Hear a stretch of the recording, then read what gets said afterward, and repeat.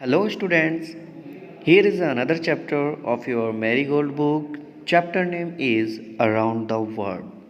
So, in this video, we will read about Around the World and how Mr. Phileas Fogg and his friend Passepartout go to world go to around the world for a world tour.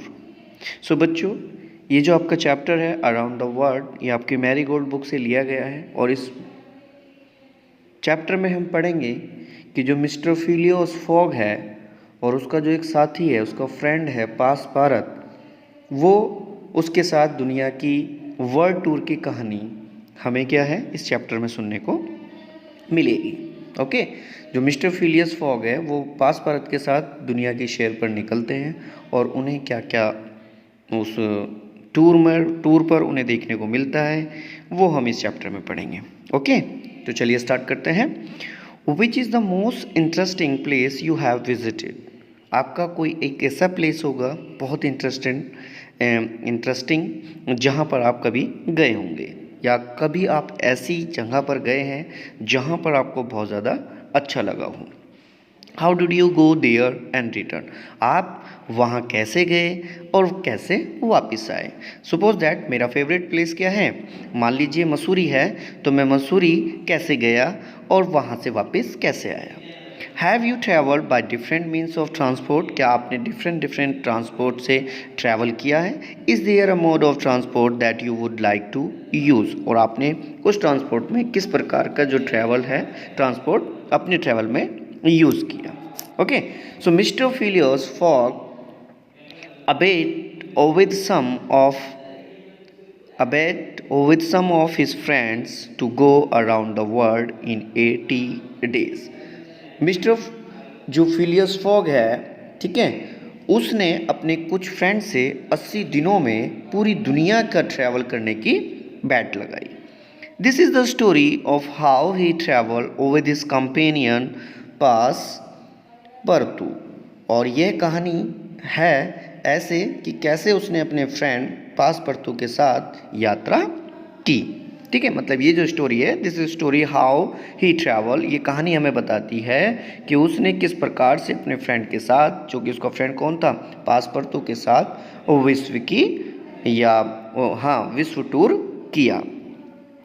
That evening they were on the train from San Francisco to New York which was 3,786 miles away. ये कहानी है उस शाम की जब वो San Francisco से New York जाने वाली ट्रेन में बैठे, जो कि सैन फ्रांसिस्को से न्यूयॉर्क की जो दूरी थी वो थी 3,786 माइल्स दूर। In 7 days the train would take them from the Pacific to the Atlantic ocean. उन 7 दिनों में ट्रेन जो थी वो प्रशांत महासागर से अटलांटिक महासागर को जाएगी।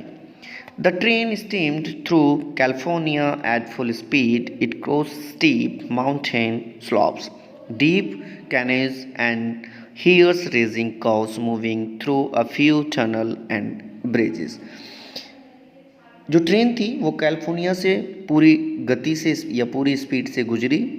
उसने वहाँ पर जो स्टीप क्या थे, माउंटेन थे, खड़े पर्वत थे, ढलान थी और जो गहरी घाटियाँ थी, और वहाँ पर ऐसे ऐसे मोड़ थे जो रोंगटे खड़े करने वाले थे। और उसने क्या किया, उस ट्रेन ने कुछ सुरंगें और कुछ पुल ब्रिज से गुजरते हुए पार किया। इट मीन्स बच्चों, उन लोगों ने सैन फ्रांसिस्को से न्यूयॉर्क के लिए अपनी यात्रा शुरू कर दी थी। सैन फ्रांसिस्को से न्यूयॉर्क की जो दूरी थी वो 6 माइल्स, वो थी 3,786 माइल्स, जो कि उन्होंने 7 दिन में पूरा किया। कहाँ से? प्रशांत महासागर से अटलांटिक महासागर की तरफ से। वो जो ट्रेन थी बच्चों, वो कैसे फुल स्पीड से गुजरी। उसने क्रॉस किया माउंटेन, जो खड़ी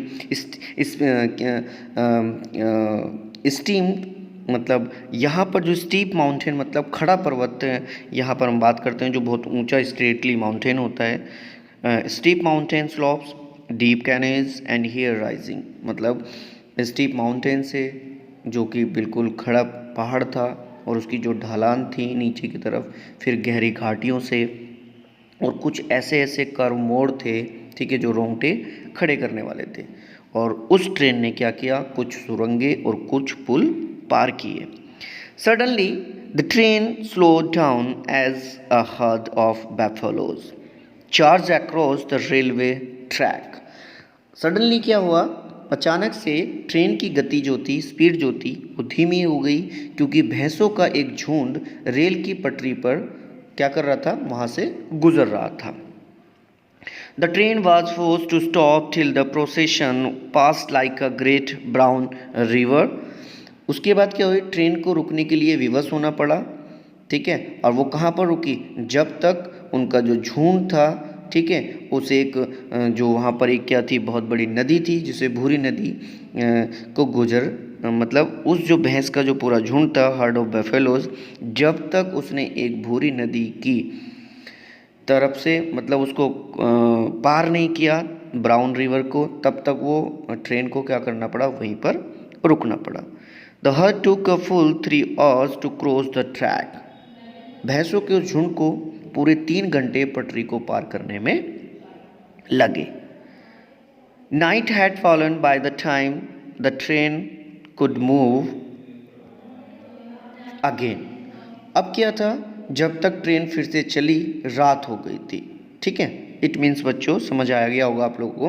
मतलब ये कि जब वो 7 दिन तक ट्रेन चलती रही वहाँ पर, तो उसने बीच में वहाँ पर देखा कि एक अचानक से ट्रेन की जो स्पीड थी वो धीरे हो गई, क्योंकि जो भैंसों का एक झुंड था वो रेल की पटरी को क्रॉस कर रहा था ब्राउन रिवर के पास से, और ट्रेन को वहीं पर रुकना पड़ा जब तक भैंसों के उस झुंड ने पूरे 3 घंटे तक पटरी पार नहीं की।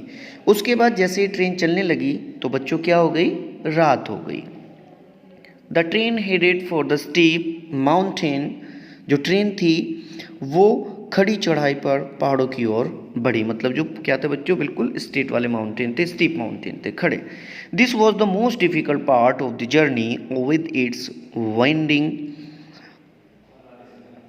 winding roads। They passed the highest point of their journey, 7,524 feet above sea level। In a few hours they would be out of the Rocky Mountain। Train जो थी वो खड़ी पहाड़ी की तरफ बढ़ने लगी, और वहाँ पर एक घुमावदार सड़कों वाली यात्रा, जो कि सबसे बड़ी क्या थी, बहुत मुश्किल भाग था, मतलब बहुत मुश्किल क्या था, वहाँ का समय था, क्योंकि जो ट्रेन थी वो बहुत ही क्या थी, घुमावदार सड़क से गुजर रही थी। वे अपनी यात्रा की सबसे ऊंची बिंदु पर थे, जो समुद्र तल से 7,524 फीट ऊपर थी, वहाँ से गुजरे, और कुछ ही घंटों में वो क्या हो गए, पथरीले पहाड़ से बाहर आ गए। मतलब कुछ ही टाइम बाद क्या हुआ, वो उस आउट ऑफ रॉकी माउंटेन से क्या हो गए, बाहर आ गए। इसका मतलब बच्चों क्या हुआ, जैसे ही वहाँ से शाम के ट्रेन में जैसे ही रात हो गई थी, ट्रेन आगे बढ़ी, तो ट्रेन जो थी वो खड़ी पहाड़ियों की तरफ बढ़ने लगी। और जब वो बढ़ रही थी तो ये बहुत ही मोस्ट डिफ़िकल्ट पार्ट उनकी जर्नी का था, क्योंकि वाइंडिंग रोड जो थी, वहाँ पर जो घुमावदार सड़कें थी, ठीक है, वहाँ से वो ट्रेन गुजर रही थी। फिर जैसे ही वो वहाँ से गुजरी तो उन्होंने बताया कि हम उस टाइम 7,524 फीट एबव सी लेवल, मतलब जो समुद्र तल है उससे 7,524 किलोमीटर फीट ऊपर हम लोग क्या कर रहे थे, ट्रैवल कर रहे थे। और उस ट्रैवल को पार करते हुए कुछ ही घंटों में हमने जो रॉकी माउंटेन था, पथरीला पहाड़ था, उससे क्या हो गए, बाहर आ गए, मतलब वहाँ से निकल गए। After the passengers had taken their breakfast, the train gave a shrill whistle and braked with a jerk and came to a halt। यात्रियों ने क्या किया, नाश्ता करने के बाद ट्रेन ने सीटी बजाई और झटके के साथ वहाँ पर क्या हो गई, रुक गई। Passepartout, a French passenger, went to see what the matter was. There was nothing to be seen. The train had halted in the middle of nowhere। पासपर्तू एक फ्रांसीसी यात्री को देखने चला गया और उससे पूछा कि क्या बात है। वहाँ कुछ भी दिखाई नहीं दे रहा था, ट्रेन एक सुनसान स्थान पर रुकी थी और वहाँ पर there was no station inside, और वहाँ पर स्टेशन का कोई भी निशान नहीं था। तो बच्चों जैसे ही वो उस माउंटेन, उस रॉकी पहाड़ी माउंटेन से निकले तो उन्होंने क्या किया, यात्रियों ने नाश्ता करने के बाद अचानक से ट्रेन ने सीटी मारी और जब सीटी मारी तो सीटी मारने के साथ साथ जो ट्रेन थी वो वहाँ पर रुक गई। अब इतने में क्या हुआ, जो कि अभी आपने पढ़ा है कि उसका जो फ्रेंड था, किसका फ्रेंड था, फिलियोस का फ्रेंड पासपर्तू ये सारी देखने के लिए एक फ्रांसीसी यात्री के पास गया और उसने उससे पूछा कि क्या बात है, ट्रेन कैसे रुक गई। और जैसे ही वो उसने देखा तो there was nothing to be seen, वहाँ पर कुछ भी नहीं दिखाई दे रहा था और ट्रेन एक बिल्कुल सुनसान स्थान पर रुक गई थी और ना ही वहाँ पर कोई स्टेशन था। समझ आ गया ना आप लोगों को। अब अचानक से क्या हुआ, he heard the signal man says the train can not go on, the bridge near the medicine bow won't support the weight. It was a suspension bridge and some of its cables were broken. अब जैसे ही वो वहाँ पर रुका, मतलब जो पासपर्तू था, ठीक है, जब वो वहाँ पर सुन रहा था तो उसने क्या कहा, उसने सुना कि जो सिग्नल देने वाला आदमी था उसने कहा कि ट्रेन आगे नहीं जा सकती। क्यों? क्योंकि मेडिसिन जो बाव है, मेडिसिन बाव क्या है बच्चों, इसमें एक ट्रेन का पुल है जो क्या है, एक सस्पेंशन ट्रेन है, जो झूला वाला पुल होता है, जैसे हमारा राम झूला लक्ष्मण झूला में क्या है, झूलने वाले पुल हैं। उसने बताया जो सिग्नल वाला आदमी था कि मेडिसिन बाव के पास वाला पुल भार को सहन नहीं कर सकेगा और ये जो झूला वाला पुल था उसके कुछ मोटे रस्से क्या हो गए हैं, टूट गए हैं।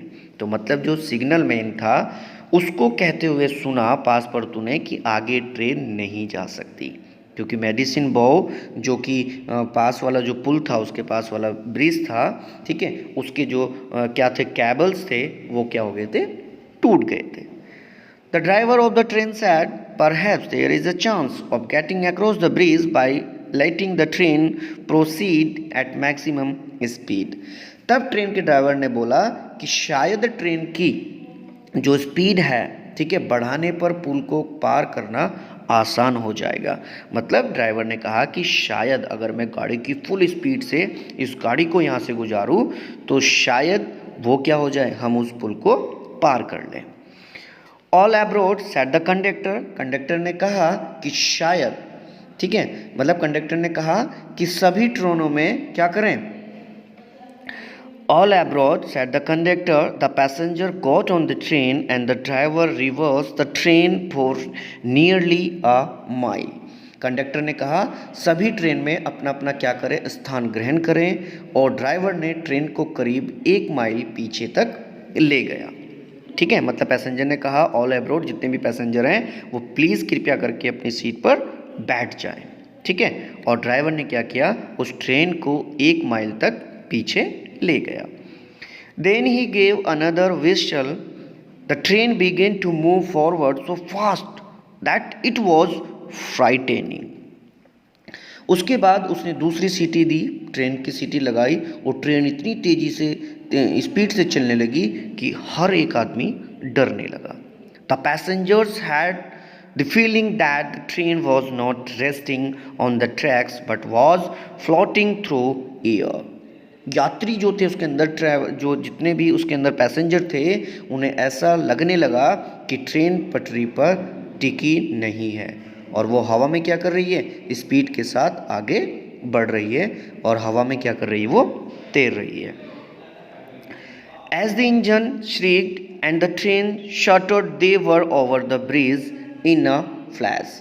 जैसे ही इंजन ने चीख मारी और ट्रेन हिली और थोड़ी देर के बाद पुल क्या हो गया, पुल उन्होंने पार कर लिया। मतलब फुल स्पीड से जैसे ही वो ट्रेन को लेके गया उतने में वो क्या हो गई, ट्रेन ने जो था उस पुल को पूरा का पूरा पार कर लिया। As soon as they passed over the Medicine River, the bridge crashed down into the raging waters below. जैसे ही उन्होंने मेडिसिन नदी को पार किया, पुल टूटकर नीचे स्पीड के साथ पानी में गिरने लगा।